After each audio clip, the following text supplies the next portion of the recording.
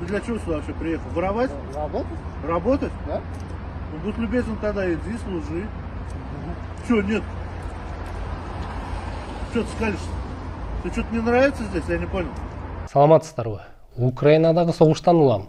Россиядагы мобилизация кишини мажбурлоонун, зордуктоонун куралы болуп калды. Мен Чоробек Садамбек. Орусияда мобилизация жарыялангандан бери эмнелер белгилүү болуп калды? Эмнелер өзгөрүп жатат? Мобилизациядан тутулбай кутулуунун кандай жолдору табылып жатканы тууралуу сиздерге айтып берем. Мобилизациянын тартибин аныктаган мыйзамдарга чуу дегенде эле көңүл бурулбай калды.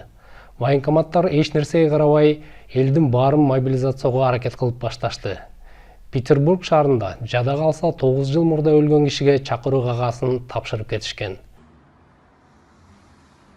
Ну, короче, завтра три африканские там. Бийлик военкоматтар чектен чыгып кеткен моюндаганга аргасыз болду. Владимир Путин коргоо министринин орун басарын кызматтан алганын мобилизациядагы чекиликтер менен байланыштырышууда. Бийлик расмий билдирүү жасап, кимдер тартылып, кимдер тартылбасы тууралуу бир нече тактоолорду киргизди. Бул 29 сентябрда чакыруу кагазы Москва шаар муниципалдык округунун жетекчиси жана ушул райондун чакыруу комиссиясынын башчысынын өзүнө орой түрдө мажбурлап тапшырылып жаткан учур. У вас вот расписка. Вы расписываете только здесь. Вот здесь вы можете. А все ваши там бронь, не бронь, вы будете разбираться в военкомате. Пожалуйста, Расмий брону бар экенине карабастан атка минер кысым алдында чакыруу кагасын колуна алууга мажбур болду. Эми жөнөкөй кишилерге военкомат кандай мамиле кылып жатканы айтпаса да түшүнүктүү. Катуу кысым каршылык жаратпай койбойт. Анын кесепети биринчи кезекте Россиядагы улуттук республикаларга тийип жатат.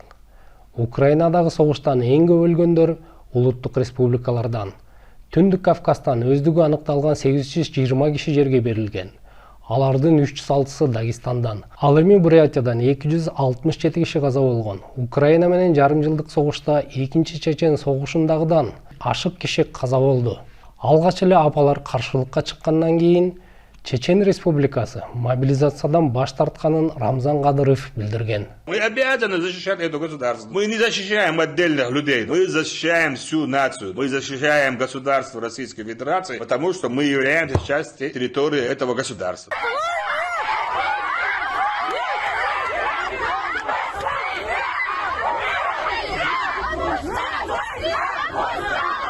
Дагестанда каршылык митингдеринде эл менен полиция кагылышты. Ок атылды. Макачкаладагы митингде чыккан 110 киши кармалганын Кавказ Реалии жазып чыкты. Мой ребенок находился бы там, я бы посмотрела, и что? Я не пожелаю никому в этой ситуации. Поэтому ты отправил этих людей? Да что вы, когда вызвали их обратно? Правильные законы нужно исполнять. Вот что я хочу Что вы вызвали? Вот именно. Не надо наших людей брать под контроль. Кабардин-Балкар республикасында дагы кармалган балдарды кое берүүнү талап кылган митингдер өттү. Якутияда жүздөгөн киши мобилизацияга каршы митингге чыгып, геноцид болбосун, согуш болбосун деген ураандарды чакырышты. Ошол эле учурда мобилизациядан качкандардын саны каршылыкка чыккандардан алдаганча көп. Орусиянын Грузия, Казакстан, Финляндия, Монголия менен чек араларында чыгып кетүүнү каалагандардан 10 километрге созулган кезектер пайда болду. Медуза басылмасынын 27 сентябрына карата берген маалыматына ылайык, Орусиядан 200 миңге чукул киши чыгып кеткен. Казакстан мобилизациядан качып келгендерди эгер эл аралык расмий изилдөө жарыяланбаса, Орусияга кайтарып бербей турганын расмий билдирди. Согушка катышуудан качкандарды кабыл алуу керектигин АКШ, айрым Европа өлкөлөрү дагы айтып чыгышты. Азыр Орусиянын чек ара бекеттеринде мобилизация пункттары ачыла баштады. Чек арага берилген тизмеден чыккандарга ордунан чакыруу кагазы берилип, чек арадан чыгарбай артка кайтарышууда. Азаттыктын маалыматына ылайык, Кыргызстанга мобилизация жарыялангандан кийин 3,5 миң орус жараны келген. Жогоруда айтылган мисалдардан көрүнүп тургандай, военкоматтар азыр колу алы жеткендердин баарын алып кетүүгө аракет кылып жатат. Ошондуктан мобилизацияга тартылбай калуунун дагы бир жолу военкомат үчүн өз укуктарын билген жана колдонгон ыңгайсыз киши болуу. Бул тууралуу жардам берип жаткан онлайн каналдар, видео аркылуу кайрылган юристтер, дегел адистердин баары айтышууда. Албетте, биринчиден повестканы албаганга аракет кылыш керек. Повестка, чакыруу кагазы тапшырылган күндө деле биринчи жолу келбегендерге 500дөн 3000 рубльга чейинки административдик айып каралган. Барбай калуунун негиздүү себептери дагы бар.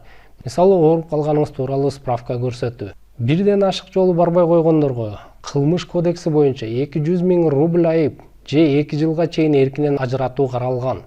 Бирок мобилизациядан баш тартканы үчүн кылмыш иши козголгон күндө деле ал иш сотко өтүп, соттун өкүмү чыкканга чейин бир топ убакыт бар.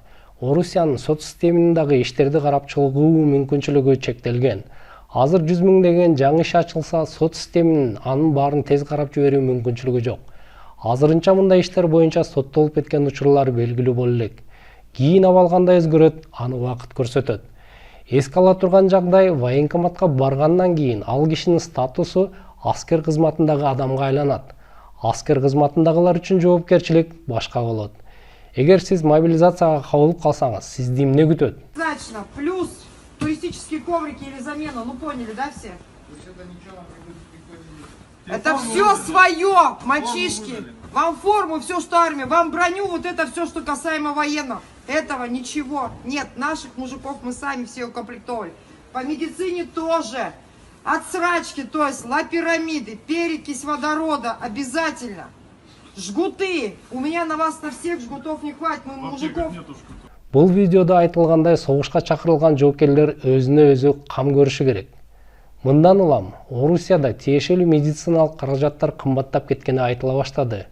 Мобилизанттардын жетишсиздигин мигранттар менен бастыруу аракети дагы көрүлүүдө. Украинадагы согушка катышып келгендерге жеңилдетилген жарандык берүү жана 200 000 рубльдин тегерегиндеги айлык убадаланууда. Бирок ал акчанын колго тиери деле күмөн. Мисалы, сиз 200 000 рубль үчүн жалданып барып киши өлтүргөнгө же өлүп келгенге даярсызбы? Бул чечим сиз менен өмүр бою калат. Терең ойлонуп көрүп, чечим кабыл алчу учур. Ушуну менен берүүбүздү аяктадык. Жайчылыкта, сак-саламатта кайрадан жолугушкуча эсен туруңуздар. Сиздер менен мен Сааданбек Чоробек болдум.